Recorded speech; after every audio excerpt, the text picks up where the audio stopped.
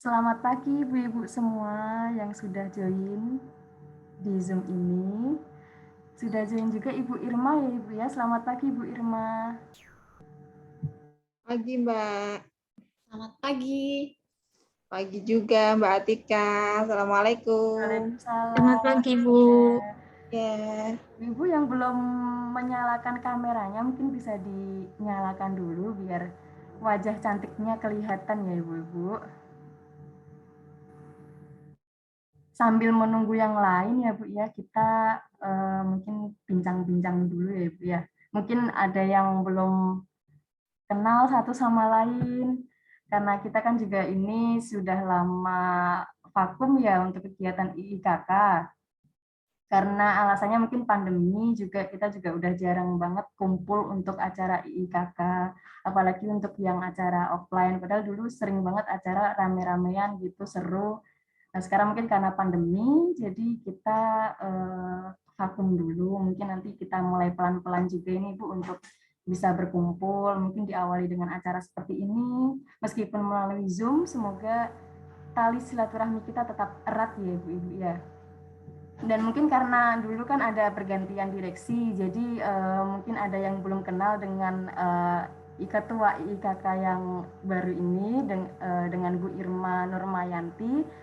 Ya mungkin nanti kita bisa kenalan satu sama lain dari Bu Irma maupun Bu Irma juga pengen tahu dong nanti ibu-ibu di sini siapa namanya, dan juga dari mungkin bisa disebutkan juga apa ya, mungkin perkenalan aja lah Bu untuk saling mengenal satu sama lain aja nanti.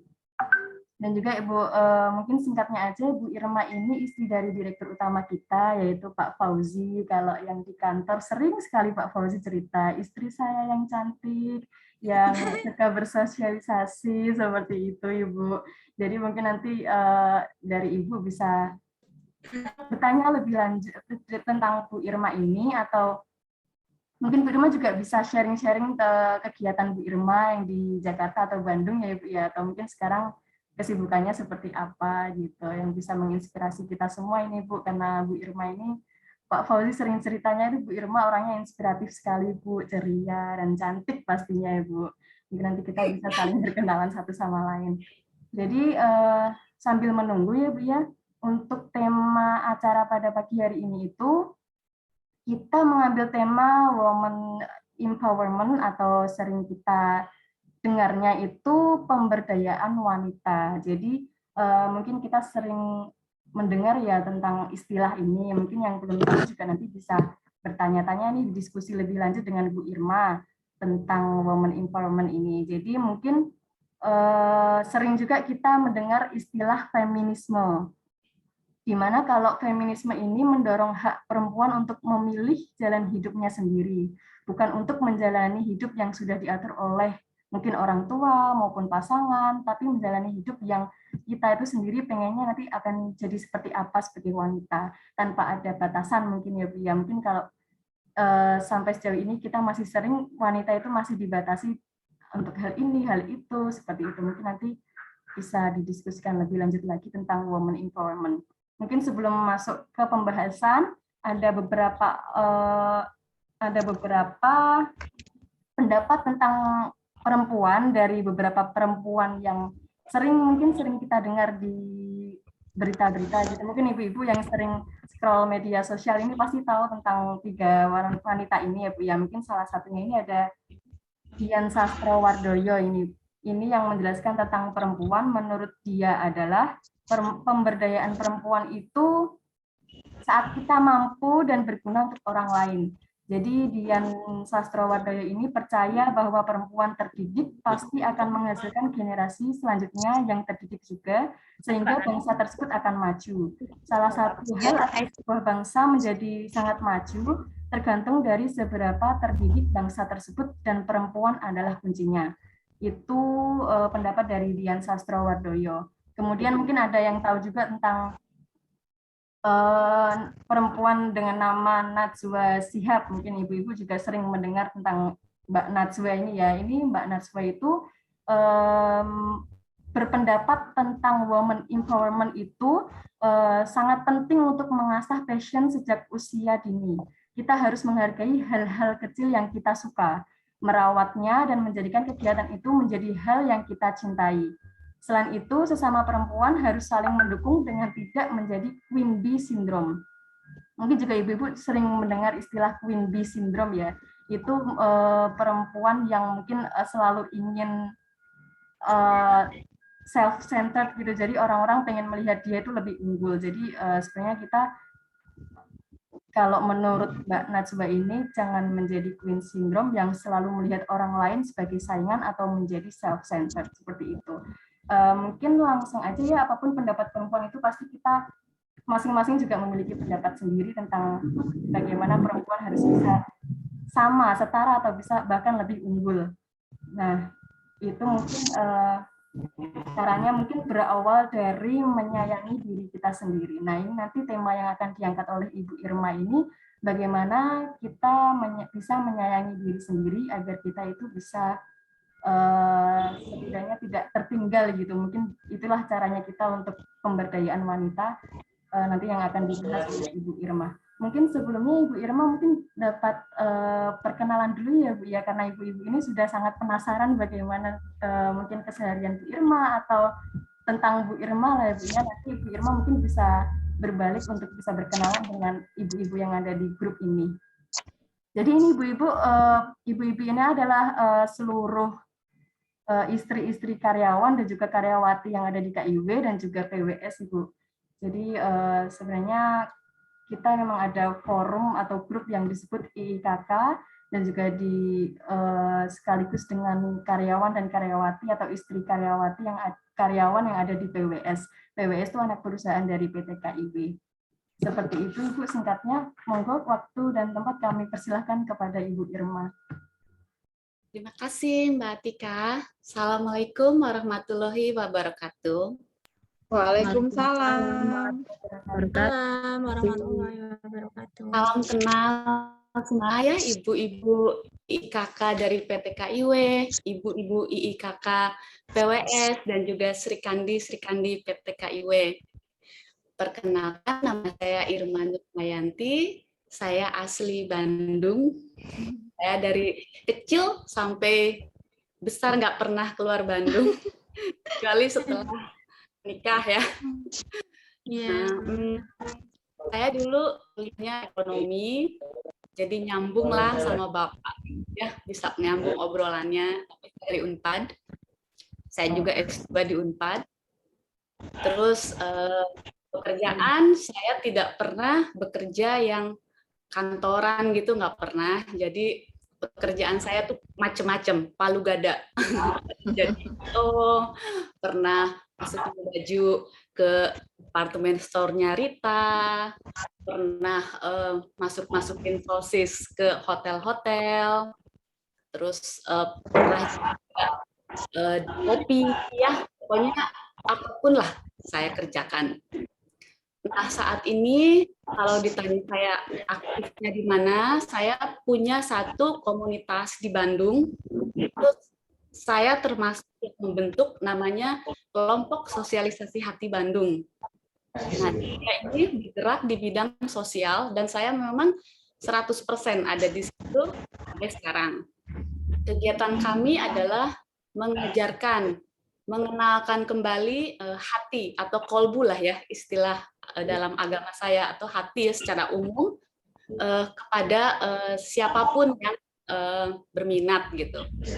Kegiatan ini berawal dari tahun 2018 dan itu sudah masuk ke guru-guru di Bandung, polisi, dokter, pegawai bank, dan juga ke pengajian. Bahkan saya pernah juga melakukan bimbingan di gereja-gereja. Karena kegiatan ini sifatnya bukan kegiatan agama ya, karena kita semua kan diciptakan Tuhan punya hati, punya rasa, punya emosi. Nah, jadi nanti mungkin kalau ada kesempatan kita sama-sama praktek ya, mengenali hati, berkenalan lagi dengan diri sejati, itu seru banget loh. Kita mengenali kebahagiaan yang sesungguhnya, yang benar-benar nggak dari luar, tapi dari dalam kita sendiri gitu. Dan itu benar-benar jadi modal untuk kita tangguh menjalani apapun dalam hidup ini. Buat saya, life is beautiful, selalu beautiful. Tuhan selalu memberikan yang terbaik dan terindah. Kalau sayanya merasa ada yang kurang, itu bukan dari takdir Tuhannya, tetapi sayanya yang masih ada yang salah dalam menempatkan sudut pandang. Sama kayak kita naruh jendela kan, kalau di rumah pengennya pas gitu. Kalau terlalu atas nggak kelihatan, terlalu bawah juga nggak elok gitu ya. Jadi harus pas gitu. Nah, itulah kegiatan saya sehari-hari.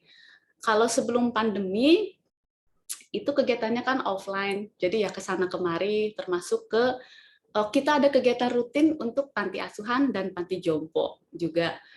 Itu dilakukan setiap tahun, setahun sekali gitu, tapi bersamaan. Jadi ke panti jompo, panti asuhan dalam satu hari. Dan itu kita bukan hanya memberikan donasi saja, tetapi juga memberikan interaksi gitu ya. Kita berinteraksi, berkasih sayang dengan mereka gitu ya.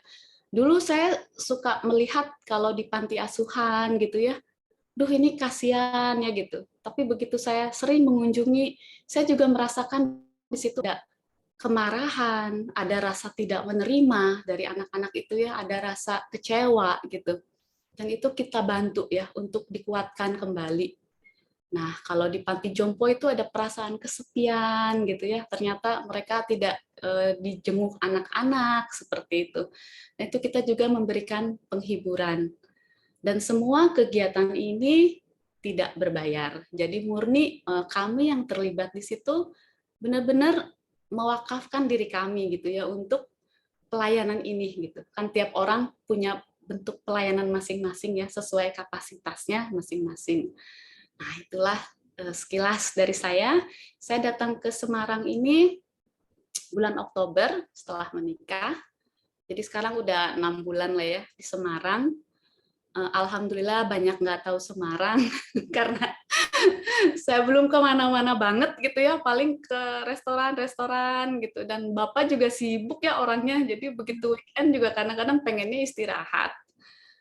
Terus ya juga sering keluar kota kan, sering ke Jakarta kemana. Jadi biarpun 6 bulan di Semarang tuh rasanya masih kayak penduduk baru banget gitu saya. Masih nggak tahu ini, nggak tahu itu. Ya mudah-mudahan nanti kita ada kesempatan offline ya, bisa sharing-sharing, kasih tahu saya di sini loh kuliner yang enak gitu. Karena kalau dari media itu nggak sama loh dengan penduduk yang asli ya. Kadang-kadang di media tuh ini. Padahal ternyata penduduk asli itu lebih lebih tahu gitu mana yang enak. Ya itu saja dari saya. Saya benar-benar bahagia sekali hari ini. Terima kasih. Akhirnya bisa berkenalan dengan ibu-ibu semua. Nanti kita gantian ya kenalannya. Terima kasih. Assalamualaikum warahmatullahi wabarakatuh. Waalaikumsalam warahmatullahi wabarakatuh. Iya ini Bu Irma, ini ibu-ibu juga udah pengen banget, pengen bisa berjabat tangan satu sama lain, bisa berkumpul, seru-seruan lagi kayak dulu. Mungkin nanti kita akan atur lagi waktunya ya Bu ya, semoga akan ada kesempatan Iya. lagi untuk kita bertemu seru-seruan lagi gitu ya Bu.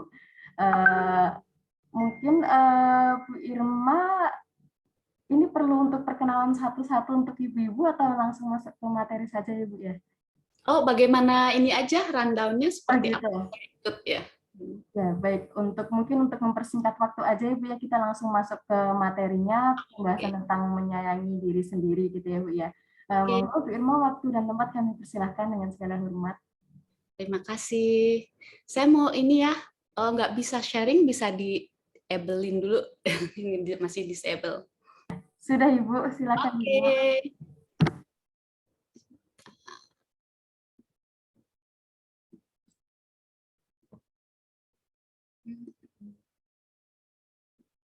Sebentar ya. Oke. Nah, ibu-ibu, Hari Kartini ini kan diperingati setiap tanggal 21 April sejak tahun 1964 ya oleh seluruh bangsa Indonesia. Peringatan ini sebagaimana kita tahu bertujuan untuk memperingati dan menghormati perjuangan Raden Ajeng Kartini dalam mewujudkan kesetaraan kesempatan antara laki-laki dan perempuan, khususnya dalam bidang pendidikan, tetapi secara umum kesetaraan gender di semua bidang. Nah, di sini saya mau mengajak ibu-ibu semua, yuk kita sama-sama kembali aja deh ke jangkar kita, ke rumah kita, ke keluarga. Karena semua kita mendapatkan pendidikan pertama atau madrasah pertama itu adalah di rumah, di keluarga, terutama dari ibu, dari seorang perempuan. Untuk itu, sangat penting di dalam keluarga untuk memiliki seorang istri atau seorang ibu, perempuan yang berbahagia. Karena ini adalah modal utama ya. Jika perempuannya bahagia, ibunya bahagia di rumah, biasanya tuh semua kondisi tuh ikut membaik. Suami ikut baik, anak-anak juga ikut membaik ya. Karena kenapa? Selalu ada energi positif yang dibagikan. Dan untuk bisa jadi perempuan yang bahagia itu sangat penting ya bagi kita untuk sudah bisa mandiri, menyayangi diri sendiri. Bukan cari-cari kasih sayang dari luar, dari perhatian suami, misalkan nanti giliran suami nggak merhatiin, kita nggak bahagia. Atau cari-cari bahagia dari anak, giliran anaknya nakal, kita nggak bahagia. Rugi kan ya. Mending kita mencari dari dalam diri sendiri. Jadi istilahnya kita tuh nggak jadi pengemis cinta gitu. Kita tankinya udah full, udah penuh gitu ya. Nggak perlu dari yang lain. Nah, ini seperti tadi saya sampaikan bahwa kita semua dimulai dari keluarga, karena keluarga adalah jangkar utama kita. Nah, di sini ada disampaikan bahwa keturunan berasal dari kasih sayang dua manusia yang disatukan oleh Tuhan. Kita ini ada karena kasih sayang antara kedua orang tua kita. Kita ini adalah hasil berpelukannya orang tua kita. Dan orang tua kita bertemu itu dipertemukan oleh Tuhan. Jadi kita ini ada kasih sayang Tuhan. Dengan menyadari ini kita sadar ya bahwa kita adalah makhluk kasih sayang. Sehingga cara kita mendidik anak, cara kita berinteraksi dengan pasangan, keluarga, dan sekitar adalah tentu dengan kasih sayang.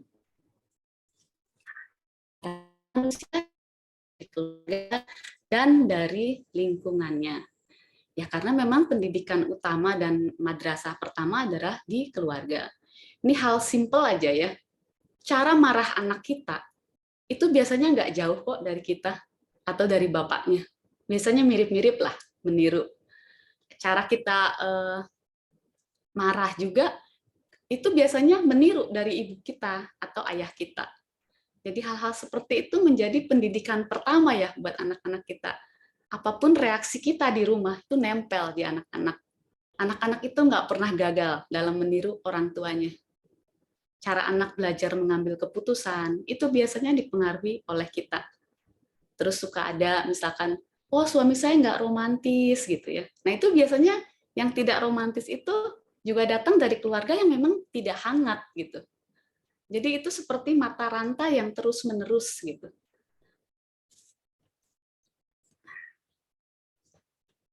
Sehingga pertanyaan sekarang adalah, apakah kita saat ini sudah memiliki keluarga yang penuh kasih sayang?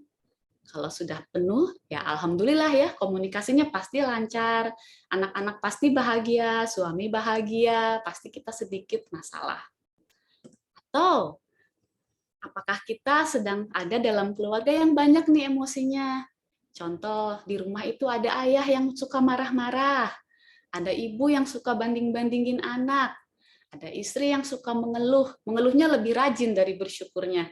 Jadi udah pasti nggak bahagia ya, karena bersyukur dan bahagia itu selalu satu panggung. Mereka nggak bisa dipisahkan. Begitu bersyukurnya hilang, pasti nggak ada bahagianya. Itu udah dari sananya, hukum alamnya begitu. Nah, hal-hal semacam ini nggak jauh-jauh kok terjadinya. Terjadinya di rumah kita sendiri. Jadi kita cek masing-masing ya. Nah, kenapa sih begitu penting ya gitu untuk menyadari bahwa oh masih ada emosi negatif nih di rumah ini gitu. Karena dampaknya itu panjang ya. Kita akan tumbuh menjadi manusia yang selalu merasa kurang, mudah sedih, mudah kecewa, mudah marah. Juga cari-cari pengakuan tuh dari luar. Terus sulit bersyukur, menyalahkan keadaan, menyalahkan orang lain ya, dan mudah sekali galau. Nah, banyaknya emosi gembolan ini ya, yang gembolan-gembolan emosi ini membawa kita kepada keadaan yang sulit bersyukur. Kalau udah sulit bersyukur, pasti kita sulit bahagia. Karena kitanya sibuk ya sama pikiran kita, sama keribetan kita sendiri. Di dalam gembolan emosi kita juga tangki emosi itu ada kemarahan, kebencian, kesedihan, ingin menang sendiri, kecewa, sakit hati, iri, dengki, dan lain-lain. Belum juga nanti masalah yang menjadi beban hidup. Pokoknya berat lah gitu. Nah, jika kita tidak berbahagia, maka kita bisa mentransfer loh ketidakbahagiaan ini kepada keluarga dan sekitar kita. Ya tentu saja kita hanya bisa memberikan apa yang kita punya. Kalau tangki bahagia kita kosong, kering, kita mau ngasih apa gitu ya. Gak mungkin juga kita sharing happiness gitu ke keluarga. Nah, saya punya contoh nih. Saya punya teman saya ini pinter banget, sahabat saya dari kecil, tapi dia dibesarkan oleh ibu yang pencemas. Jadi dari kecil, itu kalau dia belajar jalan, ibunya tuh wah cemas banget, takut jatuh, takut ini, takut itu. Milih SD cemas banget, takut dibully temennya, takut ini, takut itu. Anaknya nginep, khawatir nggak tidur ibunya. Gitu. Jadi akhirnya kecemasan ini tertransfer lah ke teman saya gitu. Dia pun tumbuh menjadi wanita yang serba cemas. Padahal kami melihat dia tuh sebagai seorang yang pinter banget, materi tidak kekurangan gitu. Tapi jarang sekali kami melihat dia bahagia gitu. Dan akhirnya ketika dia menikah, punya anak gitu, dengan drama-dramanya lah, ada suster, tapi ibunya ini tetap khawatir gitu sama cucunya. Kemarin anaknya, sekarang cucunya. Tidur sama ibunya, apa-apa sama ibunya. Akhirnya teman saya ini menjadi tidak dekat dengan anaknya sendiri. Dan akhirnya dia merasa udah penuh banget gitu. Terlalu beban gitu buat dia.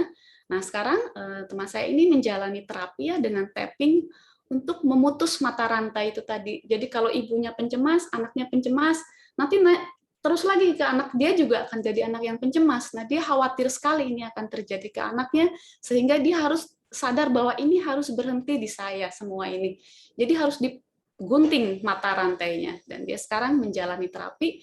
Alhamdulillah akhirnya disarankan pindah rumah, benar-benar di-cut dari orang tuanya, tidak serumah lagi, dan pelan-pelan hubungan dia dengan anaknya yang masih kecil itu jadi ada bondingnya lagi lah gitu. Nah, contoh lain nih, kalau misalkan kita sebagai istri nggak bahagia, bagaimana nih kita mentransfer ketidakbahagiaan kita ke suami? ya dengan kita nggak bahagia ya, pasti kita juga akan sulit dong mendukung suami. Misalkan muka kita cemberut terus, ngomel terus, marah terus ya, suami jadi nggak tenang kerjanya, pekerjaan terganggu, dan jadi tidak bahagia juga suami kita gitu ya. Karena dapat transferan ketidakbahagiaan kita. Jadi bagaimana sih caranya buat bahagia? Bagaimana sih caranya kita bisa mandiri nih dalam menyayangi diri sendiri? Nah, di sini ada 3 poin. Yang pertama adalah mengenali diri sendiri, menyayangi tubuh fisik, dan memperhatikan kebutuhan psikis dan mental. Nah, ini mengenali diri sendiri kan saya kasih dalam kurung sejati ya. Karena memang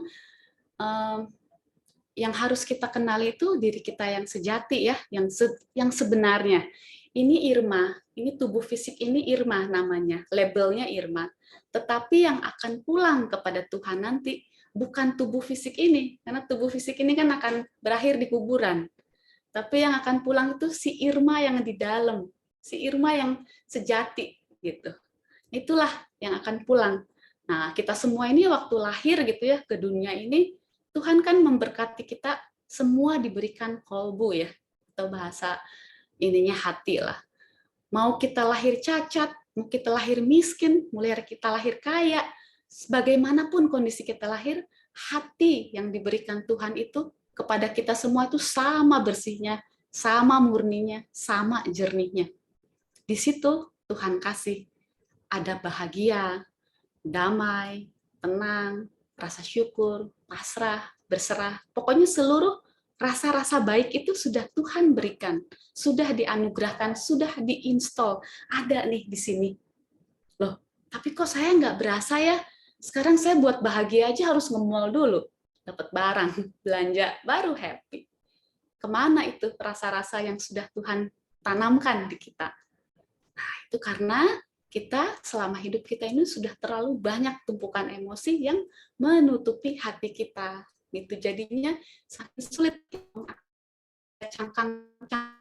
Kalau emosi itu kan berlapis-lapis nempel di hatinya. Begitu juga ada beban masalah gitu ya, memberatkan juga. Dan juga sistem pendidikan kita dari dulu sampai sekarang itu lebih menekankan kepada kecerdasan otak. Jadi kita akan lebih bangga ketika anak kita S1, S2, S3. Sedangkan pendidikan kolbunya tidak ada pendidikan khusus untuk kolbu. Jadinya ketinggalan. Ini anak S1, S2, S3 pendidikan kolbunya masih di TK. Akhirnya ketika dapat masalah sedikit galau. Masalah sedikit nangis.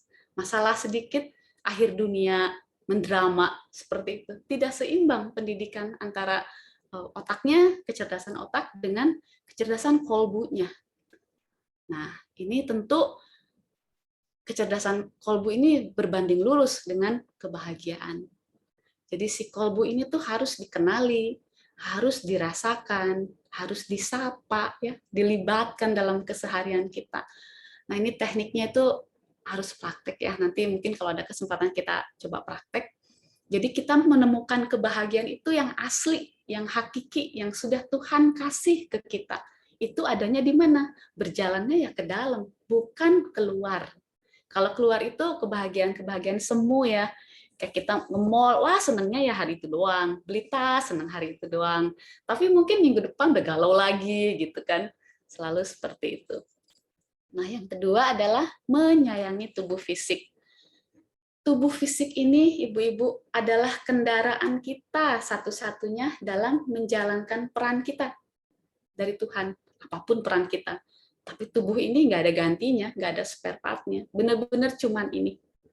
Jadi, dengarkanlah tubuh ini ya, karena tubuh ini juga didesain untuk jujur apa adanya. Tubuh ini nggak pernah bohong, Ibu. Jadi, kalau kita makan durian, kebanyakan pusing. Nah, itu tubuh lagi ngomong sama kita, sedang berdialog sama kita. Ini kebanyakan loh, gitu. Itu tinggal gimana kita mau dengerin apa enggak, gitu. Seringnya kan kita nggak dengerin, gitu. Makan pedas, sakit perut, itu tubuh sedang berdialog sama kita. Nah, cara lain menyayangi tubuh fisik adalah belajar mengenali ya, menyadari perannya, gitu. Kayak ini banyak dilakukan di training-training biasanya kalau mandi gitu ya, sambil mandi itu sambil dirasakan aduh ini kepala gitu ya, di dalamnya ada otaknya, ada ininya, terima kasih kepala gitu, sampai kita nyabunin tangan ya, nyabunin tubuh gitu.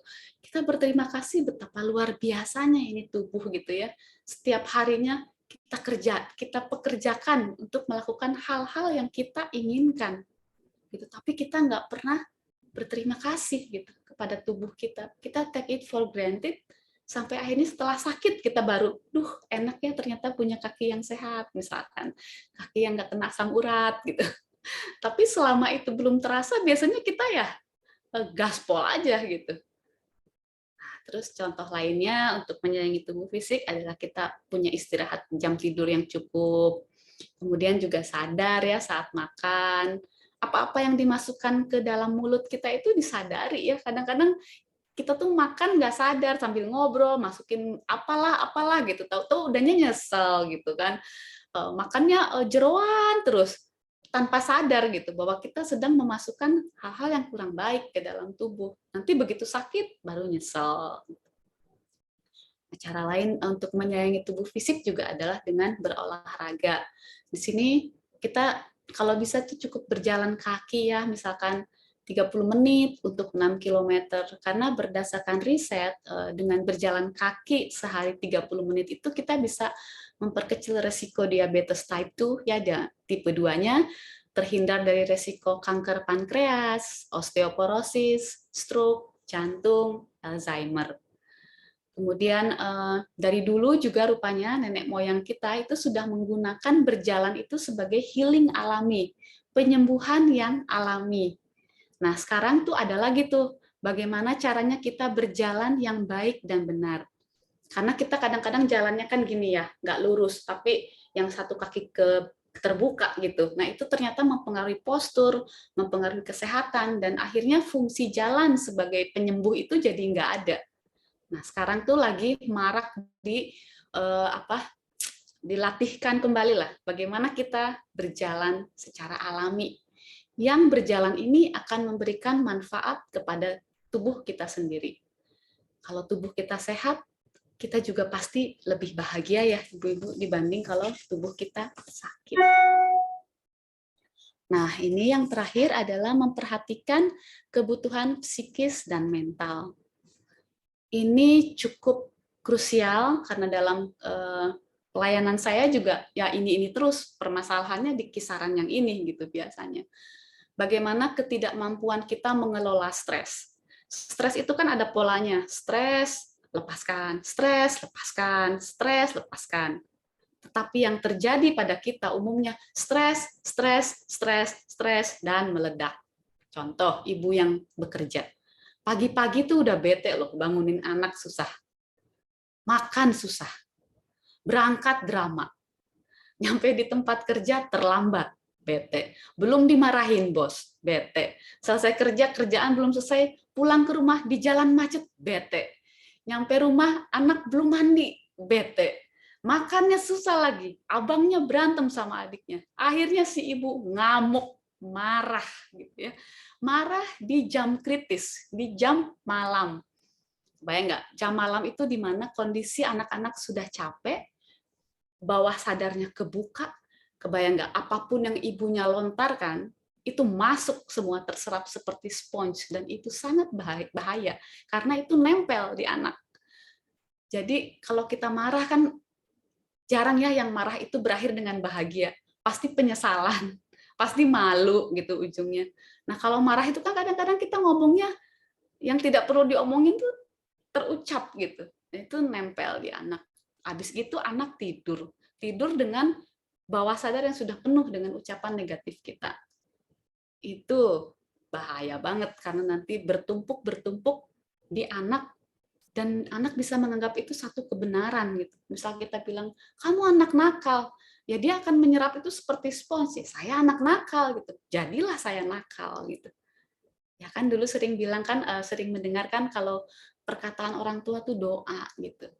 Ya seperti itulah ya, hati-hati kita saat mengelola stres kita, harus bisa. Jadi ya kalau misalkan udah, aduh nggak enak ya, menepi lah dulu gitu, ke kamar sendirian dulu gitu, nggak usah maksain terus-terusan, karena tubuh ini juga punya kapasitas sendiri ya, punya daya tahan sendiri gitu. Nah, kedua, kita belajarlah untuk menerima diri kita apa adanya. Yang memang banyak dari kita yang ada goals ini, mau-maunya ini gitu ya, pengen ini, pengen itu. Tetapi belajarlah berdamai dengan kenyataan. Buat saya, orang yang hebat itu adalah orang yang bisa menerima kenyataan seapa adanya, nggak ada tapi-tapi, seapa adanya gitu.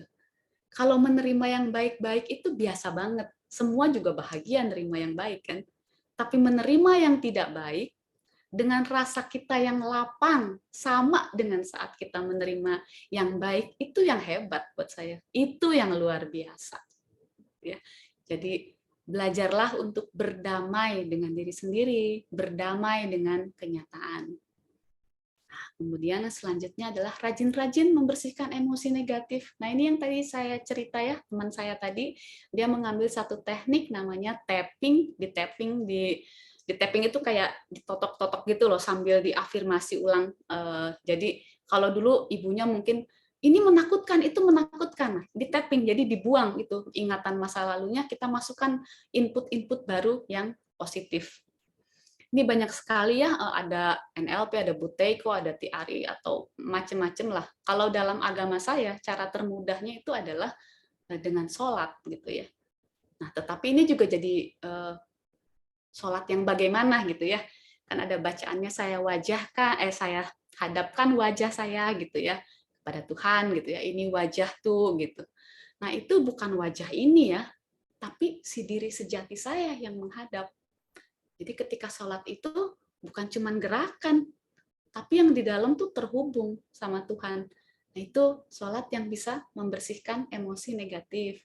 Tapi kalau sholatnya rusuhan gitu ya, tergesa-gesa kayak gitu ya, itu kita nggak dapet manfaatnya. Kemudian teknik mudah lainnya adalah dengan pernafasan.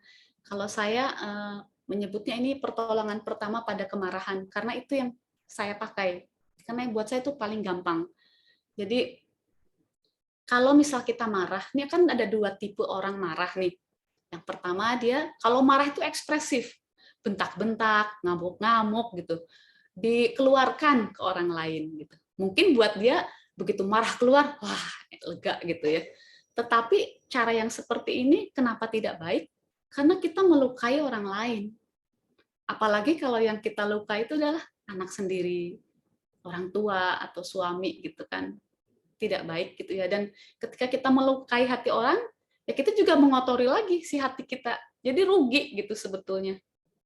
Nah, ada juga orang nih yang saya nggak marahnya nggak gitu. Saya tuh menekan ke dalam, tahan, dimasukin, ditekan gitu ke dalam.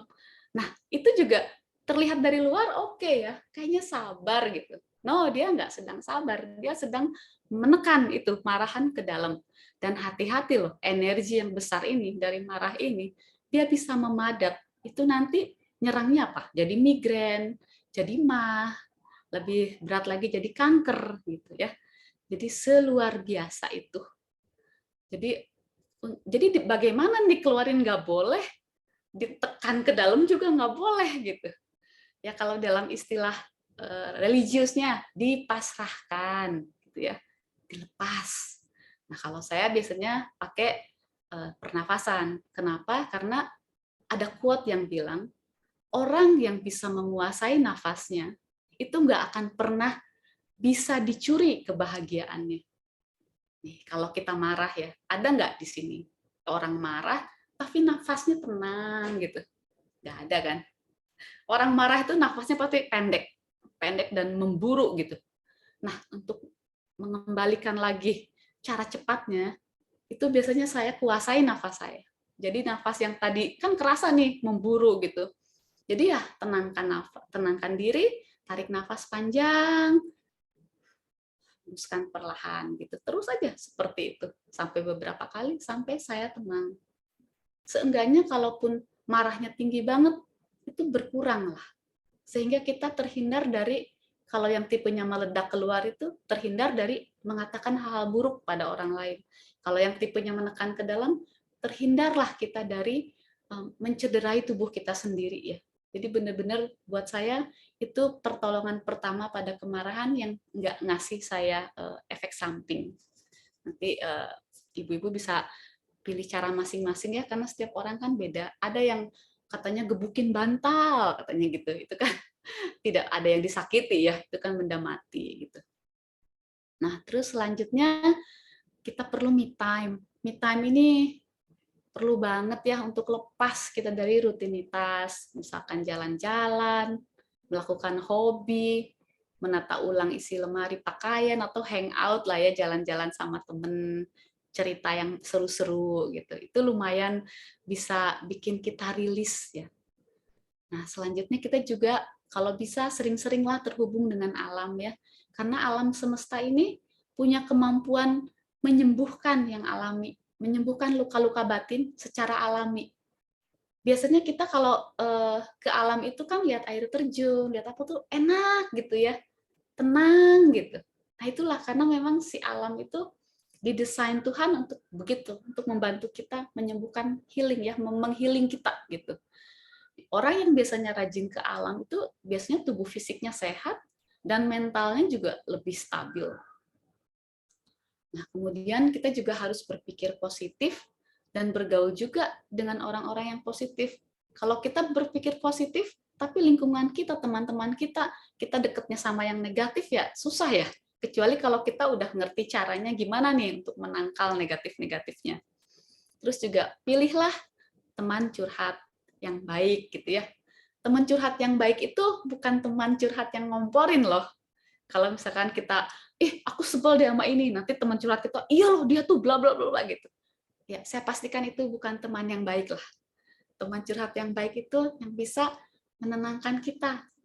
Teman curhat yang baik itu teman yang bisa apa-apanya tuh ngelihat ke kita lagi gitu. Kenapa teman kita tadi itu menyinggung kita? Apa yang salah dengan kita? Gitu. Introspeksi ke kitanya, kok kita mudah kesel ya, digituin aja marah gitu. Oh, jangan-jangan itu udah ada di bawah sadar, memang saya orangnya pemarah. Jadi digituin sedikit marah. Jangankan sama dia, mungkin sama keluarganya pun saya memang marah-marah gitu. Jadi apa ya, dibawa menyelami diri aja untuk introspeksi diri, karena apapun yang di luar kita kan sudah bukan kontrol kita gitu. Atau dinasehati gitu ya supaya kitanya marahnya mereda. Kalau orang marah itu kan ada apinya ya. Untuk apa kita nambahin api orang lain? Lebih baik kita jadi air ya untuk mendinginkan. Saya punya temen, dia juga ikut program Buka Hati waktu itu. Dia seorang psikolog di Bandung, megang beberapa sekolah, terus juga punya klinik. Itu kan tiap hari ya, yang namanya psikolog itu ada pasien curhat, pasien datang lagi curhat. Nah ini saking banyaknya pasien pada suatu hari, dia nggak sempet lagi releasing ya, nggak sempet lagi apa ya, ada jeda gitu. Itu dia sampai kolaps, sakit, bener-bener pingsan di tempat dan dibawa ke rumah sakit. Jadi itu ya, kita juga kalau mencurhat ke orang tuh hati-hati juga ya, karena kita sedang mentransfer energi-energi negatif nih ke orang, ke teman gitu. Jadi mendengarkan curhat hati-hati, harus sadar loh itu lagi ada drama orang lain loh. Jadi kalaupun kita mendengar, cukup jadi pendengar aja, nggak usah jadi dibawa kepikiran, nggak usah jadi kita ikut terlibat di drama itu. Kadang-kadang kita sering gini ya, di TV ada artis berantem gitu, terus kita ikut terbawa emosi tuh, kesel segala macem gitu. Padahal kalau aware ya, kalau sadar, itu yang berantem mereka loh, masalahnya juga masalah mereka. Kita nggak tahu apa-apa, tapi kita ikut muter di dramanya. Nah itu juga sadari ya, hati-hati untuk hal-hal seperti itu. Sayangi kitanya gitu. Kasihan kita ya kalau kayak gitu. Aduh, kasihan banget gitu. Kita punya potensi bahagia, kita punya potensi berkasih sayang gitu. Tapi kita lebih memilih hal-hal seperti itu. Nah, jadi menyayangi diri sendiri itu adalah ungkapan rasa syukur kita kepada Tuhan ya, sehingga kita dapat menjalani hidup ini dengan tenang dan bahagia. Nah, dari sharing singkat saya barusan, saya harap kita semua bisa menjadi perempuan-perempuan yang punya kesadaran untuk mandiri ya dalam menyayangi diri sendiri secara lahir maupun batin. Sehingga nanti dimanapun kita berada, dimanapun kita ditugaskan, apapun peran Tuhan yang diberikan kepada kita ya, mau jadi ibu dan istri yang full di rumah, ataukah ibu dan istri yang bekerja di luar rumah, semua kita mampu memberikan kontribusi yang positif. Karena kitanya sudah berdamai dengan diri sendiri, kitanya udah sayang sama diri sendiri, kasih sayang kita udah penuh nih. Jadi kita bisa memberikan energi-energi positif kepada keluarga dan sekitar kita. Kita bisa berbaginya itu kasih sayang dan kebahagiaannya kepada keluarga di rumah yang merupakan jangkar kita, juga kepada sekitar kita yang lebih luas lagi. Kalau kitanya sudah full of love ya, sudah dapat bahagia dari dalam kita sendiri, insya Allah kita semua dapat menjalankan peran kita masing-masing, bukan hanya terbaik, tapi juga sesuai dengan kehendak Tuhan. Terakhir, saya mau bacakan ini ada quotes ada yang Kartini, saya baru dapat barusan tuh sebelum mulai. Tidak ada sesuatu yang lebih menyenangkan selain menimbulkan senyum di wajah orang lain, terutama wajah yang kita cintai. Nah, ibu-ibu, marilah kita sama-sama menjadi penyebab dari senyum orang lain, keluarga kita ya, menjadi penyebab dari kebahagiaan. Kita hanya memberikan kontribusi yang baik dengan diawali dari menyayangi diri kita sendiri dulu, penuhi dulu tangki kasih sayang kita. Sekian dari saya, terima kasih. Assalamualaikum warahmatullahi wabarakatuh. Waalaikumsalam warahmatullahi wabarakatuh.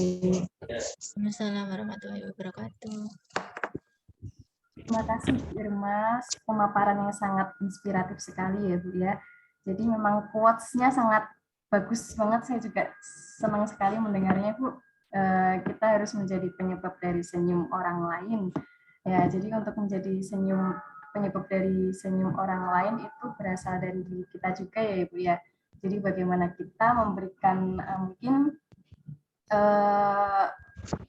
memberikan apa ya Bu ya, kita harus bisa menyayangi diri kita sendiri, jadi bisa membawakan wajah yang bahagia untuk menjadi penyebab senyum orang lain. Jadi mungkin dari kesimpulan yang bisa kita dapat tadi, untuk menyayangi diri kita sendiri, kita perlu mengenali diri sendiri, kemudian menyayangi tubuh fisik kita sendiri, kemudian memperhatikan kebutuhan psikis dan mental kita juga. Padahal mungkin kita kan wanita juga mungkin ada beberapa yang sering kita sebut penyakit yang ada dalam diri wanita sendiri yang tentu saja kayak tadi mudah sedih, mudah kecewa, mudah marah. Karena kita kan wanita sering sekali memakai perasaan ya Bu, kita sudah tahu semua itu. Jadi mungkin padahal untuk menjadi bahagia kita harus keadaan yang sehat mungkin ya Bu. Karena tubuh yang sehat mungkin nanti kita bisa bahagia menjalani hari-hari kita. Padahal mungkin di permasalahan wanita yang sering terjadi pun mungkin ada yang namanya overthinking, negative thinking, insecure, itu juga sering sekali ya Bu ya.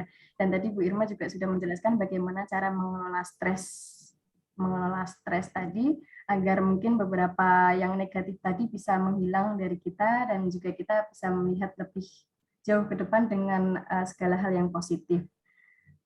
Berdamai dengan salah satunya dengan berdamai dengan kenyataan ya Bu ya.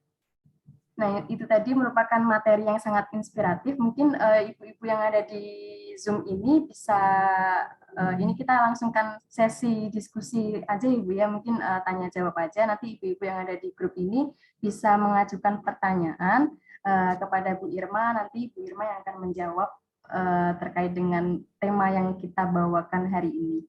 Monggo ibu-ibu bisa di-unmute apabila ada yang ingin ditanyakan.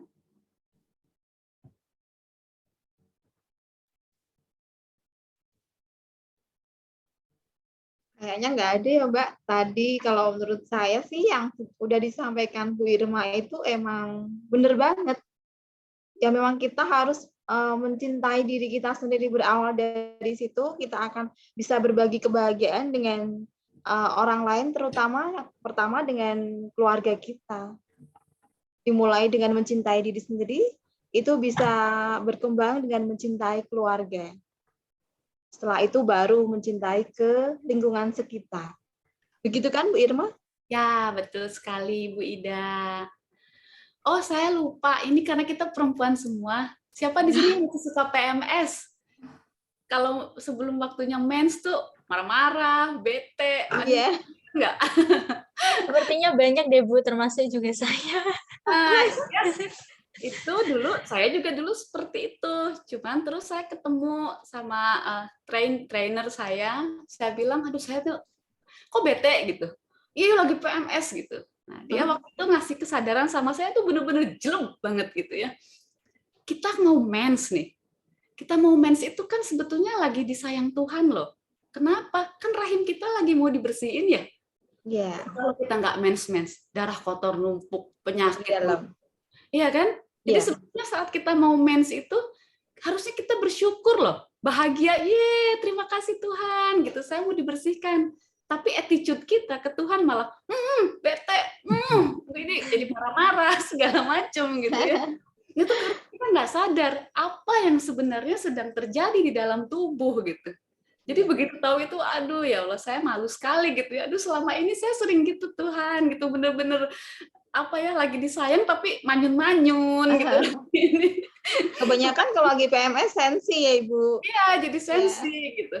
Tapi ya kalau kita aware gitu ya, sadar, wah ini lagi disayang Tuhan nih. Ya itu memang wajar ya, hormonal gitu. Tapi bukan berarti harus kita ikutin gitu.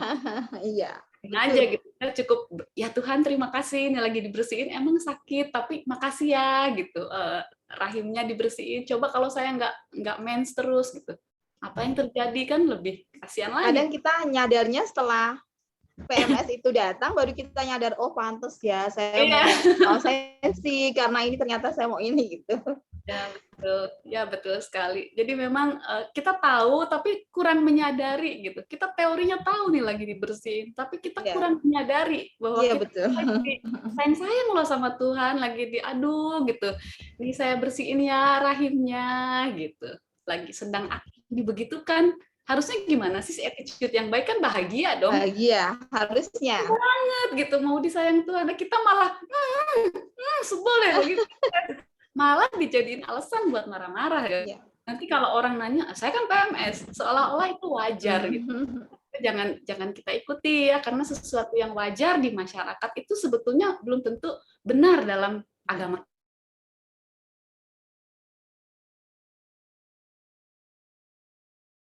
Dia bunuh diri ujiannya berat, kita mewajarkan loh hal-hal semacam itu. Padahal teorinya kita tahu Tuhan yang Maha Suci nggak mungkin menurunkan ketetapan yang salah, apalagi kotor, apalagi buruk buat manusia kan. Tapi kita mewajarkan gitu orang tersebut buat stres. Enggak, mereka stres karena mereka sedang jauh dari Tuhannya gitu. Jadi tugas kita melihat yang seperti itu gitu. Ya kita ingatkan lagi, kita rangkul gitu ya, kita berikan pengertian lagi, ditenangkan lah. Jangan dibiarkan merasa itu wajar dalam keterpurukannya. Nah itu hal-hal kayak gitu ya di masyarakat itu kadang itu yang masih saya dan teman perjuangkan gitu. Agak susah ya, itu kan udah jadi mindset gitu. Merasanya wajar apa-apa lu wajar gitu. Padahal yang sengsara diri sendiri kan gitu. Seperti itu.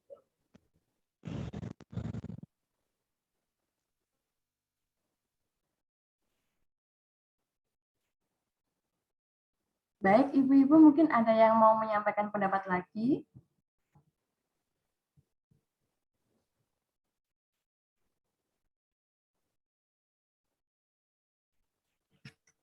Ya, saya kira apa yang disampaikan oleh Ibu Irma tadi sudah berkali ya, Ibu ya. Intinya kita harus selalu bersyukur dengan apa yang telah Tuhan berikan kepada pribadi kita masing-masing ya. Kita mensyukuri semua yang telah Tuhan berikan, khususnya dengan kesehatan, kebahagiaan yang diberikan kepada keluarga kita. Maka dengan kita selalu bersyukur, maka kita akan selalu merasa happy dan bahagia bersama keluarga kita. Terima kasih. Dan yang paling penting untuk menjaga emosi itu memang itu benar, berdamai dengan kenyataan dan bersyukur kepada Allah apa yang sudah ditakdirkan kepada kita. Itu memang yang terbaik buat kita. Dan kita harus selalu ikhlas menjalaninya. Semua ini kalau udah kita jalani dengan ikhlas, otomatis itu kita pasti full happy. Ya. Betul kan Ibu? Iya, betul sekali. Seperti yang Ibu Irma utarakan tadi. Kadang-kadang kita suka nggak percaya ya sama keputusan Tuhan. Terus kita berdoa mati-matian supaya Tuhan mengubah keputusan itu, seolah-olah kita lebih pinter gitu. Padahal kan kita tuh Enggak. terbatas banget gitu. Sementara Tuhan tuh, waduh, pandangannya sampai berapa puluh tahun ke depan gitu ya. Kadang-kadang kan satu kejadian sekarang buruk nih, kadang kita baru bersyukurnya tuh setelah 3 tahun misalkan. Aduh, syukur ya dulu saya mengalami itu gitu. Padahal waktu kita mengalami kesedihan itu kita benar-benar ambruk, benar-benar menyalahkan Tuhan gitu. Tapi setelah kita jalani bertahun-tahun, oh ini toh maknanya.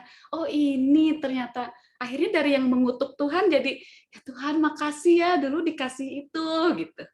Nah itulah yang disebut indah pada waktunya ya. Semua tuh indah pada waktu kita menyadarinya gitu. Jadi kalau saya suka bilang jangan suka menilai Tuhan. Sama seperti kita bikin kue, kan bikin kue itu telur dipecahin, tepung ditaruh gitu, kayak berantakan, kayak jelek gitu. Tapi ketika kue itu keluar dari oven, aduh cantik, wangi, dimakan enak gitu. Jadi jangan menilai kerja Tuhan yang belum selesai. Namanya juga proses gitu, seperti itu. Yakinlah ujungnya tuh pasti baik. Baik, terbaik malah. Baik, terbaik buat kita. Ya.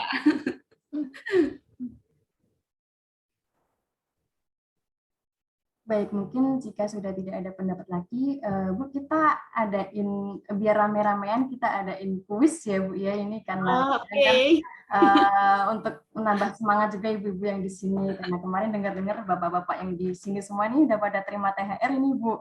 Jadi, jadi istrinya jangan mau kalah ya Bu ya, kita bagi-bagi THR aja ini.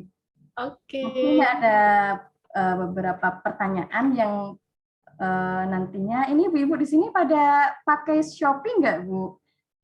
Belanjanya di Shopee nggak? Mungkin karena kadang-kadang iya, tapi masalahnya kalau belanja terus jadi kayak kecanduan Shopee berarti kan. Nah ini kita kasih voucher nih Bu nanti, jadi biar nanti Bu bisa belanja beli hampers atau beli dress untuk lebaran, ya nanti lumayan ini nilainya 200.000 untuk orang yang ibu-ibu yang beruntung di Zoom ini ya Bu ya. Mungkin nanti ada pertanyaan dari saya. Jika Bu Irma juga ada pertanyaan mungkin bisa mengajukan ya Bu ya, maksudnya bisa diajukan juga untuk ibu-ibu yang beruntung menjawabnya. Jadi yang pertama nanti kalau yang mau menjawab langsung unmute dan sebutkan namanya ya Bu ya, cepet-cepetan ini. Jadi untuk pertanyaan pertama, voucher Shopee senilai 200.000. Untuk pertanyaan, inspirasi yang kalian dapat dari sosok R.A. Kartini itu untuk era sekarang seperti apa? Monggo dijelaskan pendapatnya, bagi yang mau menjawab langsung unmute dan sebutkan namanya.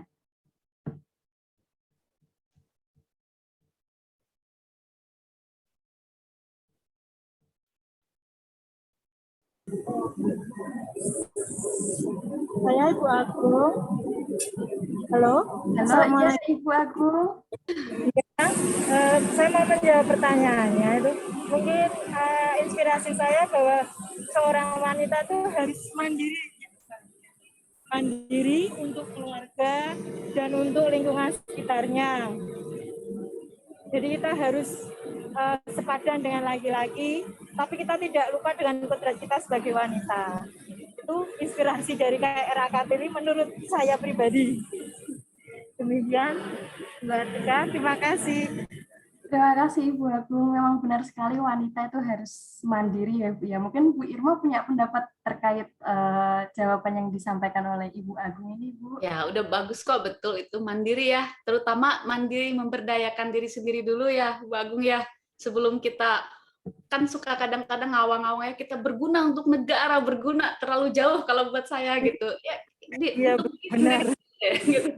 Kalau sendiri udah full penuh, kita bisa kok bantu anak-anak kita bisa kontribusi ya generasi yang lebih baik gitu. Jadi Jadi selamat ya Ibu Agung sudah mendapatkan voucher Shopee senilai Rp200.000. Mungkin nanti Ibu Agung bisa mengirimkan datanya Ibu ya melalui WA saya, nanti langsung ditransfer sebagai HDR dari kakak. Terima kasih. Belanja dong. Ibu Agung, selamat belanja. Ada Ibu. Ada lagi nih mungkin ibu-ibu yang mau belanja juga kayak Ibu Agung nih, voucher Shopee. Saya mau Mbak Atika. Saya mau deh, saya mau. Ini pertanyaannya beda lagi Bu, karena sudah dijawab. Ya, ganti-ganti dong pertanyaannya. Ya. Ya, ini pertanyaan lagi ya Bu ya.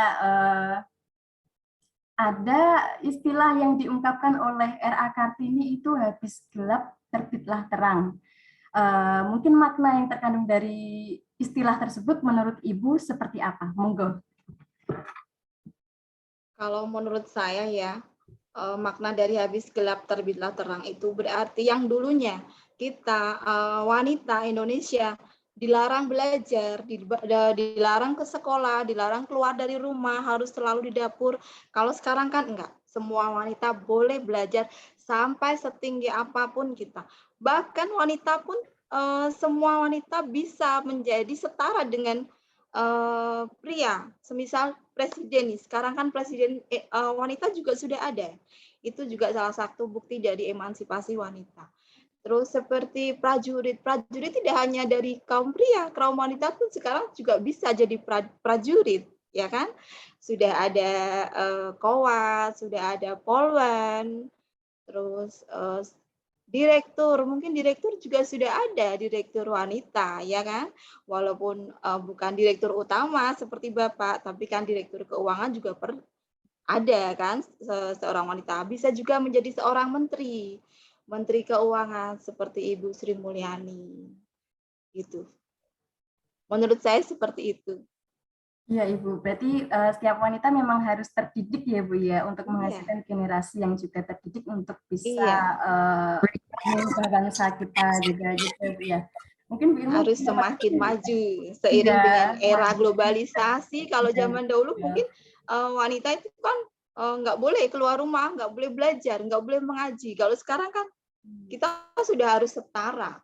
Biarpun seperti saya, misalnya anak-anak saya kebetulan kan cewek semua Mbak Atika, dan saya tidak akan membatasi sampai jenjang pendidikan dia pengen kemana, arahnya kemana, akan saya support.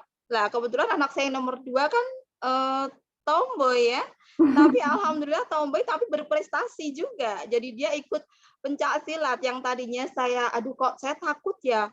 Kalau ada apa-apa dengan anak saya, takutnya cedera, ini itu.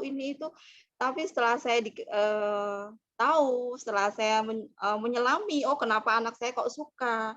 Oh ternyata itu juga satu untuk diri sendiri, untuk melindungi diri sendiri, tapi juga yang kedua untuk prestasi. Jadi ya alhamdulillah contoh-contoh Kartini modern sekarang tidak harus kita, wanita itu harus hanya di menari, bilangnya tidak harus hanya di menyanyi, tapi ternyata di pencak silat pun olahraga yang cenderung ke cowok, tapi anak saya cewek bisa dan bisa berprestasi. Alhamdulillah, saya bangga banget Kartini zaman now.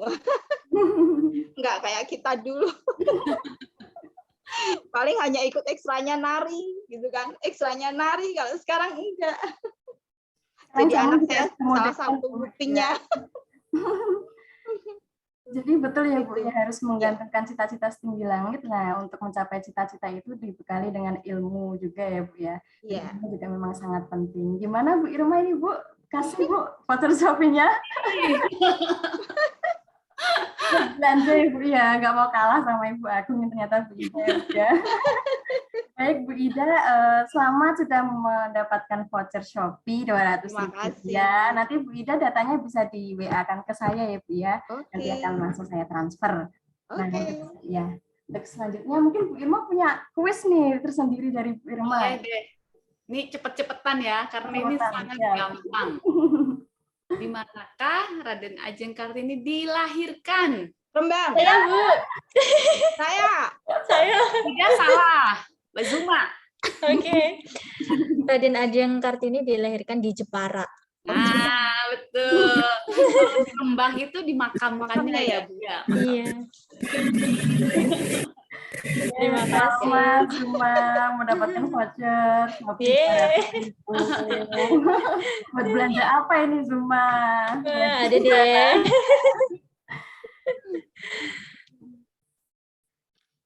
Bu Irma mungkin ada kuis lagi Bu? Karena tadi pertanyaannya sama juga yang mau saya ajukan tadi. Oh.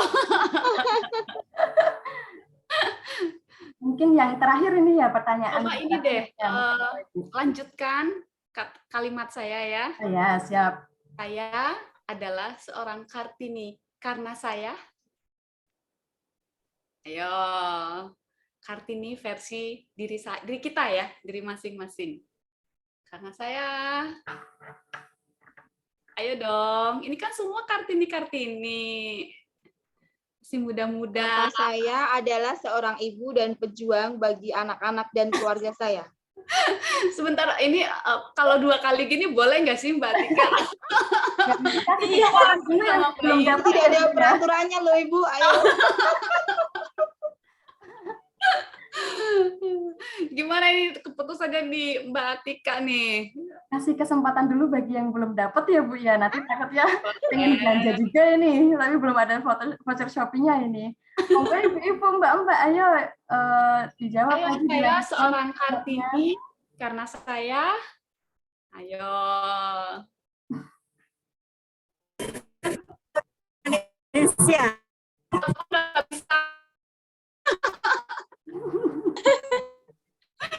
Ibu Agung belanja 2 kali nih kayaknya. Ayo yang lain.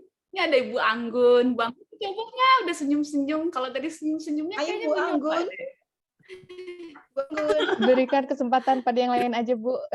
Oh, ada yang lain. Mungkin teman-teman dari PWS, Bu. Oh iya, Ibu-ibu dari PWS. silahkan. Ini ada namanya Ibu-ibu PWS. Ada Mbak Viko.